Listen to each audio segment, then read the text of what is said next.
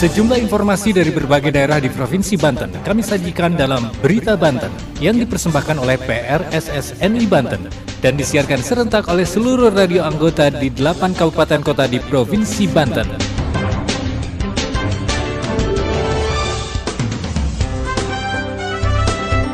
Anda kembali bersama kami di Berita Banten PRSSNI Banten edisi hari ini Selasa 3 Januari 2023.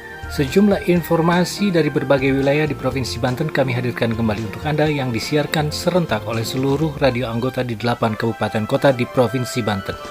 Dan inilah sejumlah informasi utamanya. Pulau Merak Kecil Kota Cilegon menjadi tujuan wisata alternatif saat libur Nataru. Pejabat Gubernur Banten berharap kesejahteraan masyarakat semakin baik dan Pemprov Banten mampu meningkatkan pelayanan kepada masyarakat di tahun 2023. Jalan Nasional Amblas, satu rumah milik warga di Pandeglang ambruk. Bersama saya Aldi Akbar, inilah Berita Banten selengkapnya. Pendengar, separuh badan Jalan Raya Nasional Cikesik-Binuangen sepanjang puluhan meter amblas akibat terjadi pergerakan tanah pada tanggal 31 Desember 2022 yang lalu. Selain mengakibatkan jalan amblas, satu unit rumah milik warga Kampung Kolecer, Desa Umbulan, Kecamatan Cikesik, Kabupaten Pandeglang ambruk. Laporan selengkapnya Tukma Daulay dari Radio Angkasa Pandeglang. Separuh badan Jalan Raya Nasional ruas Cikesik-Binuangen sepanjang puluhan meter amblas akibat terjadi pergerakan tanah. Selain mengakibatkan jalan amblas, satu unit rumah milik Ebi warga Kampung Kolecer, Desa Umbulan, Kecamatan Cikesik, Kabupaten Pandeglang ambruk pada hari Sabtu 31 Desember 2022 kemarin. Penyebab terjadinya pergerakan tanah diduga akibat kondisi tanah labil karena diguyur hujan terus-menerus dan ditambah lagi kendaraan bermuatan seberat melintasi jalan penghubung antara Kabupaten Pandeglang dan Kabupaten Lebak, tepatnya ruas Jalan Cikesik-Binuangen, Kecamatan Wanasalam, Kabupaten Lebak. Kasih Pemerintahan Kecamatan Cikesik, Ade Suhendi mengatakan bahwa akses jalan nasional tersebut baru selesai dihotmik, namun kondisinya kini rusak berat. Menurut Ade, badan jalan terbelah menjadi beberapa bagian diakibatkan oleh pergeseran tanah dan berdampak pula kepada rumah warga yang berada di pinggir jalan ikut rusak, ungkap Ade saat ditemui pada hari Senin 2 Januari 2023. Ade menjelaskan terjadinya tanah bergerak atau pergerakan tanah karena kondisi tanah yang labil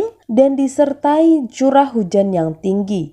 Lebih lanjut, Ade mengungkapkan bahwa korban bencana pergerakan tanah serta angin kencang telah dilakukan pendataan. Kemudian disalurkan bantuan sosial kepada para korban bencana oleh Kades. Sementara itu, Kepala Desa Umbulan Sarta mengatakan bahwa jumlah korban yang rumahnya rusak karena pergerakan tanah ada 6 unit rumah. 1 unit rumah ambruk dan 5 unit rumah rusak sedang. Menurutnya, pergerakan tanah hingga mengakibatkan badan jalan amblas bukan pertama kalinya, tetapi sudah kesekian kalinya.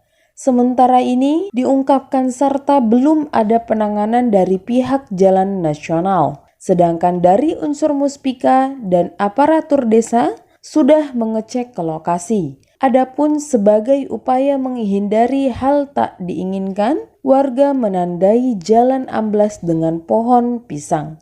Dari 98,9 FM Angkasa Radio Pandeglang, Tukma Daulay mengabarkan untuk Berita Banten.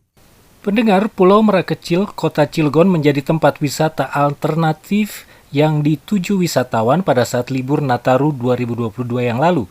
Meski mengalami penurunan drastis dari tahun sebelumnya akibat cuaca buruk, ratusan wisatawan tampak memadati pantai yang berlokasi di Kelurahan Mekarsari, Kecamatan Pulau Merak tersebut. Laporan selengkapnya Denny Setiawan dari KIS FM Cilegon. Pulau Merak Kecil menjadi salah satu tempat wisata alternatif yang dikunjungi wisatawan pada masa libur tahun baru 2023.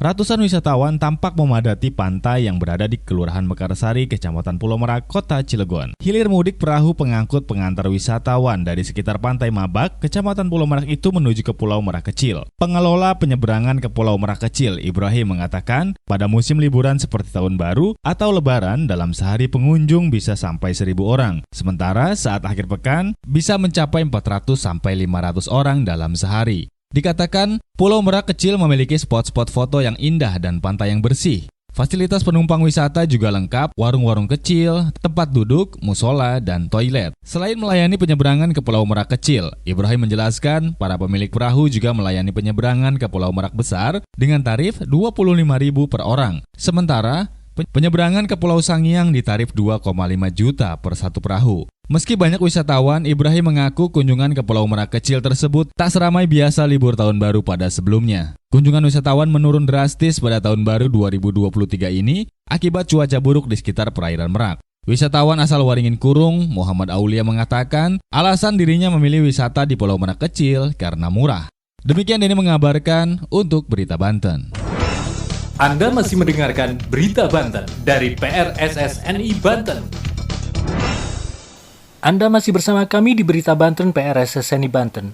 Pendengar, pejabat Gubernur Banten Al-Muqtabar berharap kesejahteraan masyarakat menjadi lebih baik pada tahun 2023 dan Pemprov Banten dapat meningkatkan kualitas pelayanan kepada masyarakat.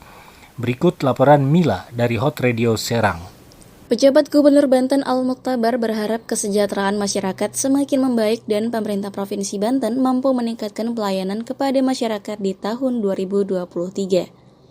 Pada tahun 2022, sebaran virus COVID-19 di Provinsi Banten sudah dapat terkendali. Menurut Al-Muqtabar, hal ini tidak terlepas dari kerja keras semua pihak termasuk masyarakat Provinsi Banten. Tahun 2022 merupakan fase pemerintah Provinsi Banten melakukan recovery berbagai sektor seperti sektor sosial, pendidikan, kesehatan, masyarakat, dan perekonomian. Proses pemulihan yang semakin membaik ini bisa dilihat dari berbagai indikator. Misalnya pertumbuhan ekonomi di Provinsi Banten secara makro masih berada beberapa digit di atas angka nasional. Angka pengangguran dan kemiskinan berhasil ditekan dan menurun dibanding tahun sebelumnya. Inflasi Provinsi Banten juga masih di bawah angka nasional. Adapun serapan anggaran dan pendapatan pemerintah Provinsi Banten pada tahun 2022 melampaui rata-rata nasional. Sampai 23 Desember 2022 kemarin, realisasi belanja sudah mencapai 82,94% dari rata-rata nasional 80,56%. Sedangkan realisasi pendapatan pemerintah Provinsi Banten sudah mencapai 93,53% di atas nilai rata-rata nasional sebesar 92,19%. Saya Mila dari Hot Radio Serang melaporkan untuk Berita Banten. Pendengar, demikian sejumlah informasi yang telah kami sajikan untuk Berita Banten kali ini. Saya Aldi Akbar, sampai jumpa. Terima kasih Anda telah mendengarkan Berita Banten yang dipersembahkan oleh PRSSNI Banten.